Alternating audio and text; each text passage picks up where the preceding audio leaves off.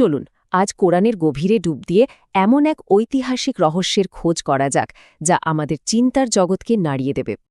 ভাবুন তো একবার, নবী মোহাম্মদ সাল্লাল্লাহু আলাইহি ওয়াসাল্লাম যখন ইসলাম প্রচার করছেন তখন কাবার ভেতরে ৩৬০টা মূর্তি, চোখের সামনে লাত, মানাত, উজ্জার মতো পরিচিত মূর্তি থাকতেও কোরআন কিন্তু শিরকের কথা বলার সময় এদের কারুর নাম নেয়নি, বরং নাম নিল হাজার মাইল দূরে, হাজার বছর আগেকার এক দেবতার।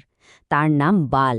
প্রশ্ন হলো, কেন এত মূর্তি থাকতে কোরআন কেন বিশেষভাবে এই দেবতার কথাই তুলে আনল? এর পেছনের কারণটা কিন্তু খুবই গভীর।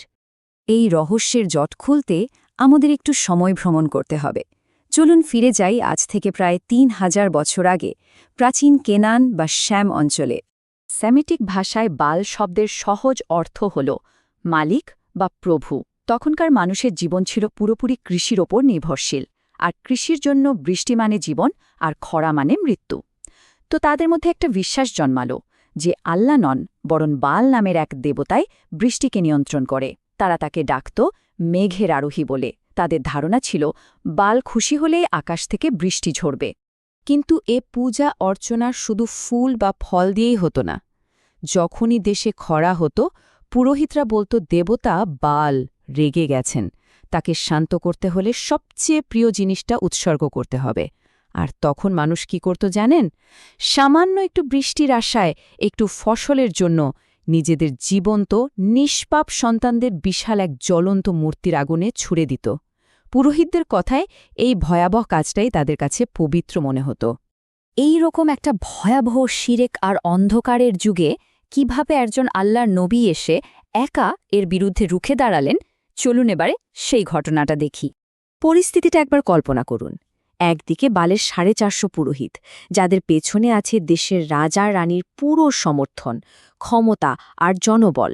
আর অন্যদিকে একদম একা দাঁড়িয়ে আছেন আল্লাহর নবী হজরত ইলিয়াস আলাহ। তার একমাত্র শক্তি ছিল আল্লাহর উপর তার অটল বিশ্বাস।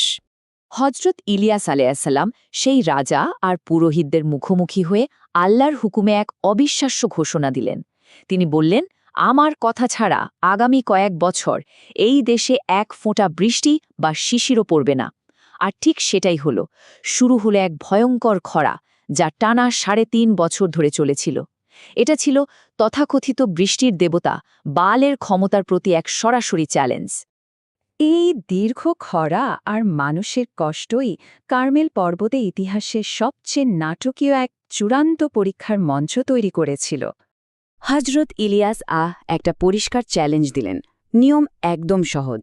২টো ষাঁড় কোরবানি করে ২টো আলাদা বেদিতে রাখা হবে, কিন্তু কেউ আগুন জ্বালাবে না। প্রথমে ব্যালের পুরোহিতরা তাদের দেবতাকে ডাকবে, তারপর ইলিয়াস তার আল্লাহকে ডাকবেন। যার ডাকে সাড়া দিয়ে আসমান থেকে আগুন এসে কুরবানি কবুল করবে, তিনি হবেন আসল এবং একমাত্র সত্য উপাস্য। তো বালের ৪৫০ পুরোহিত সকাল থেকে সন্ধ্যা পর্যন্ত পাগলের মতো চিৎকার করতে থাকল, নাচতে থাকল, এমনকি ছুরি দিয়ে নিজেদের শরীরকে রক্তাক্ত করে ফেলল। কিন্তু কিছুই হলো না। তখন ইলিয়াস তাদের উপহাস করে বললেন, কি হলো, আরেকটু জোরে ডাকো, তোমাদের দেবতা হয়তো ঘুমাচ্ছে, নয়তো কোথাও বেড়াতে গেছে। এই একটা কথাই তাদের মিথ্যা অহংকারকে গুড়িয়ে দিচ্ছিল। এরপর ছিল হজরত ইলিয়াসের পালা, আর তার প্রস্তুতি ছিল আরও অবাক করার মতো।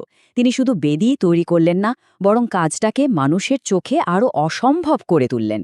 তিনি কোরবানির মাংস আর কাঠের ওপর ৩ বার পানি ঢালতে বললেন।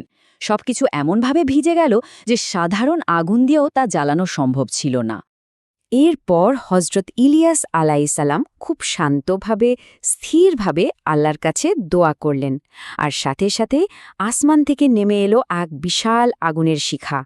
চোখের পলকে সে আগুন শুধু কুরবানির মাংস আর কাঠকেই নয়, বরং বেদির পাথর, মাটি, এমনকি চারপাশের গর্তে জমে থাকা পানি পর্যন্ত পুরোপুরি পুড়িয়ে ছাই করে দিল। এই অবিশ্বাস্য অলৌকিক ঘটনা দেখে হাজার হাজার মানুষ আল্লাহর সামনে সিজদায় লুটিয়ে পড়ল। আর এরপর ইলিয়াস আলাহ দোয়া করলেন, আর সঙ্গে সঙ্গে ৩.৫ বছরের সেই ভয়াবহ খরার শেষ হল। আকাশ ভেঙে নামল মুষলধারের রহমতের বৃষ্টি। যে কাজটা বাল ৩.৫ বছরেও করতে পারেনি, আল্লাহ তা এক মুহূর্তেই করে দেখালেন। বেশ, এই অসাধারণ ঘটনাটি আমাদের আবার সেই প্রথম প্রশ্নটাতে ফিরিয়ে নিয়ে আসে। কোরআন কেন এই ৩,০০০ বছরের পুরনো গল্পটা আমাদের শোনাচ্ছে?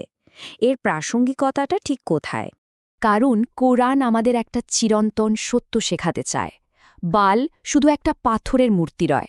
বাল হলো এমন যে কোনো জিনিস যার উপর মানুষ তার রিজিক বা অস্তিত্বের জন্য আল্লাহর চেয়ে বেশি ভরসা করতে শুরু করে। আজকের যুগেও আমাদের জীবনে অনেক বাল আছে। সেটা হতে পারে কারো চাকরি, ব্যাংক ব্যালেন্স, ক্ষমতা বা সামাজিক প্রতিষ্ঠা। যখন কেউ ভাবতে শুরু করে যে এই চাকরিটা না থাকলে তার জীবন চলবে না, অথবা হারাম পথে উপার্জন না করলে সে টিকে থাকতে পারবে না, তখন সে আসলে নিজে অজান্তে আল্লাহর উপর থেকে বিশ্বাস হারিয়ে ফেলছে। ঠিক সেই প্রাচীন মানুষদের মতোই। হজরত ইলিয়াস আলাইসলাম সেদিন কার্মেল পর্বতের চূড়ায় দাঁড়িয়ে লোককে যে প্রশ্নটা করেছিলেন, সেই একই প্রশ্ন কিন্তু আজও আমাদের সবার জন্য প্রযোজ্য। মুখে আল্লাহকে রিজিকদাতা বলে আর অন্তরে দুনিয়ার নানা জিনিসের উপর ভরসা করে, এভাবে আর কতদিন দুই নৌকায় পা দিয়ে চলা যায়? এই প্রশ্নটা আজ আমাদের প্রত্যেকের নিজের বিবেককে করার সময় এসেছে।